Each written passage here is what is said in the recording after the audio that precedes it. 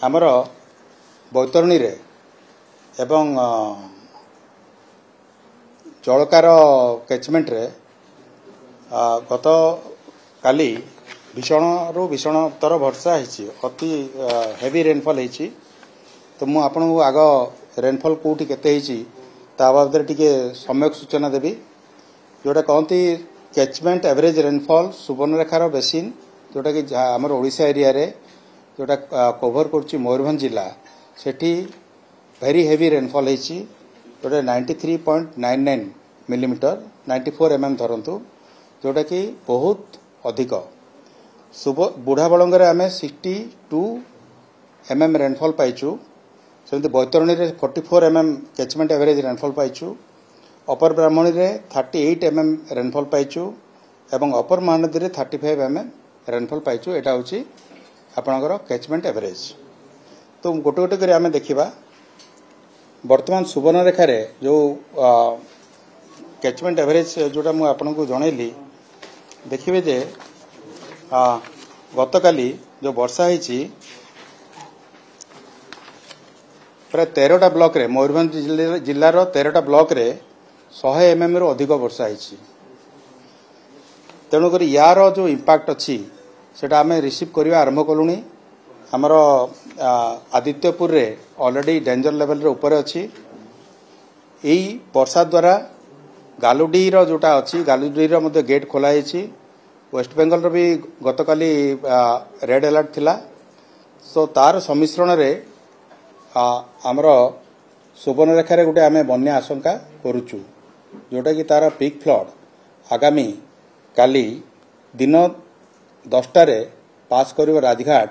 आ तार लेवल हबो 11.7 मीटर बोली आमे आकलन होईची। जोठी कि आमर 10.36 मीटर होची डेंजर लेवल। आम कलेक्टर को इन्फॉर्म करचु एवं जिला स्तर रे एवं समस्त आमर अधिकारी माने प्रस्तुत होचंती क्षेत्र परिदर्शन करचंती एवं जोठी जहाँ दरकार आवश्यक मते कार्य करिवे। तो ये बन्याटा मु जोटा कहली आसंता काली आसीबो। देन आम बुढ़ा बलंगट जोटा अछि 63 mm वर्षा होईची सेटा मध्य तार इफेक्ट रे आमे जदि पूर्ण भाव में आम आकलन करूँ तथा गोटे बन्यार आशंका रोची बुढ़ा बलंगे आमर ऑलरेडी एथिरे जोटा अच्छी गोविंदपुर रे सेटा माने वार्निंग लेवल टू तले अच्छी किंतु आगामी समय सेटा बढ़ियार संभावना अच्छी। तापर आसवा आमर जलका रे ऑलरेडी आमर डेंजर लेवल रू ऊपर अच्छी। आम जिला प्रशासन संगे संपर्क रे रहीचु एवं जहाँ इवाकुएशन काम किंबा रिस्टोरेशन काम जदि कोटी दरकार पड़ला ताले सेटा गुडाक हबो। बर्तमान सेठी लेवल अच्छी 7.20 मीटर जो जेतबेले कि आमर डेंजर लेवल होची 6.5 मीटर। एटा होची जलकार। सेमती आमे देखिया बैतरणी बेसिन रे आमे आखुआपदा रे वर्तमान ऑलरेडी बैतरणी जलस्तर विपद संकेत ऊपर अच्छी एवं एटा वर्तमान तार स्तर अच्छी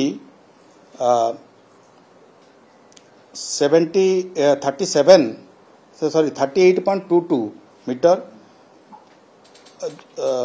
जोटा कि आमर विपद संकेत ठारू अल्प कम गत माने 10टा बेले जोटा निया बट एटा एक्सपेक्टेड जे वर्तमान सुधा विपद संकेत पार हो जाइथिबो। आमर कलेक्टर जाजपुर एवं कलेक्टर भद्रक उभय को इन्फॉर्म कर दिया जायछि। चीफनो सेठी कैंप करिक अछंती जाजपुर रे एवं जो संभावित बन्या जोटा अच्छी जोटा बन्या तो हो साराणी ऑलमोस्ट से बन्यार केतिकी बाट जे जीव से प्राय 40 मीटर तार 40 मीटर जीव बोली आम आकलन करछु जो थी कि आमर धामनगर एरिया एवं जाजपुर एरिया एथिरे प्रभावित होबो। एटा समस्त आमर जते अछंती क्षेत्र अधिकारी माने सेमान को निर्देश दिया जे सबु स्थल रे फ्लड रिस्टोरेशन मटेरियल सबु सहित से माने प्रस्तुत होकर अछंती। जदि दरकार पड़े से माने ताकू से अनुसार काम करिवे। तापर आमर आमे देखिया ब्राह्मणी कथा देखिले ब्राह्मणी रे आम भल रेनफॉल पाइचु प्राय 38 mm आमर वर्तमान ब्राह्मणीर जो रेंगाली डैम अच्छी रेंगाली डैम रे आमर लेवलटा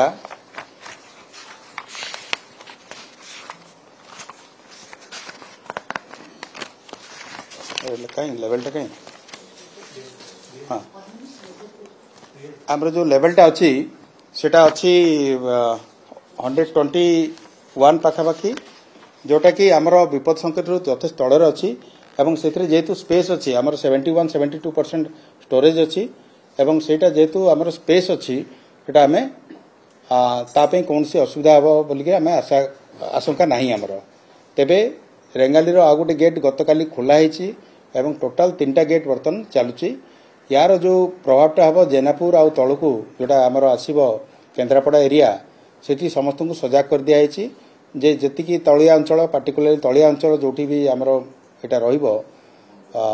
जेते माने एटा रहिबो निष्कासन एटा सबू सेतिरे लोकन को इवाकुएशन करबा को पड़िबो आउ रहिला हीराकुद कथा हीराकुद रे मध्य वर्षा हिची आमर तार अपर महानदी आमर कैचमेंट रे 35 mm एवरेज कैचमेंट एवरेजटा एटा मते बड़ तेणु आमे से हिसाब रे आमे पाखापाखि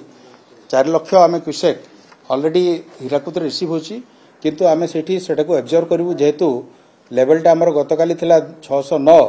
एवं से 610 ए अराउंड रे अछि आउ आमे एई जो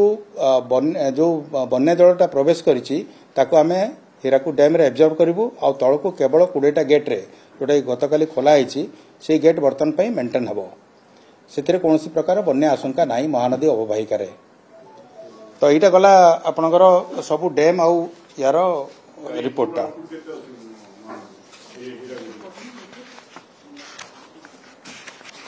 हीराकुद कहूँ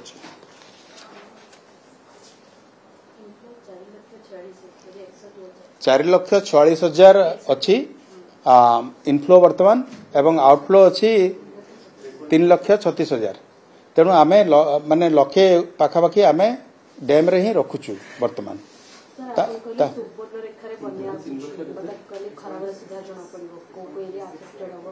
नहीं देखो सुवर्णरेखा बन्या माने तार जोटा एफेक्टेड हम माने बालियापाड़ भोगराई बस्ता ये जो जलेश्वर ये सब रे जोटा गुडा हुए नॉर्मली जोटा हुए डिस्ट्रिक्ट एडमिनिस्ट्रेशन पाखरे सब प्रकार माने डाटा अच्छी जो इनुडेशन मैप अच्छी जो जगह पानी जीवा कथा सेटा जीवो से जगह को जीवो आमर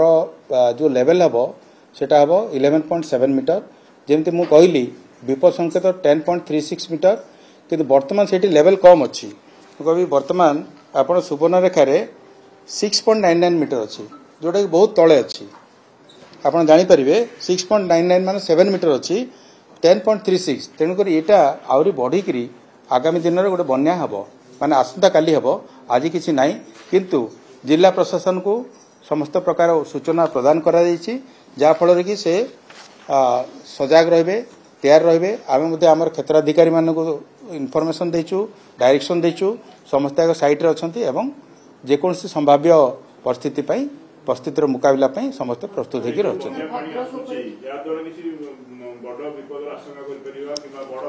कौटा कहते आप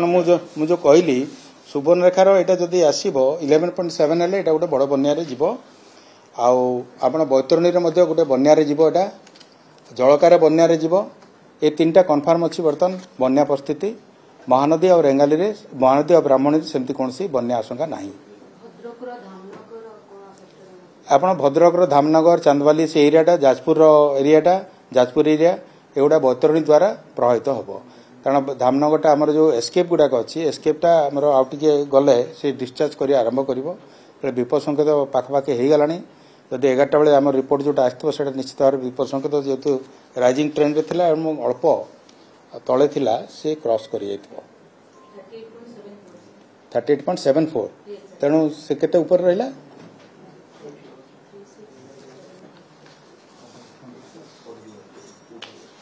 आउ जोटा रिजर्व भोगराई बालेश्वर देखु बुढ़ाबलंग द्वारा बालेश्वर हम जलका द्वारा बालेश्वर एरिया हम अवस्था तापरे आपण बालियापाड़ भोगराई एवं जलेश्वर किसी अंश से गुड़ा सब प्रभावित हम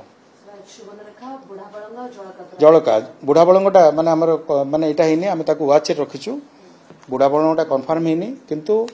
ସୁବର୍ଣ୍ଣରେଖାରେ ଆସନ୍ତାକାଲି ବନ୍ୟା ହେବ ଆଉ ହଁ କାଲି ବନ୍ୟା ବୈତରଣୀରେ ଅଲରେଡି ବନ୍ୟା ମାନେ ବିପଦ ସଂକେତ ଉପରକୁ ଗଲାଣି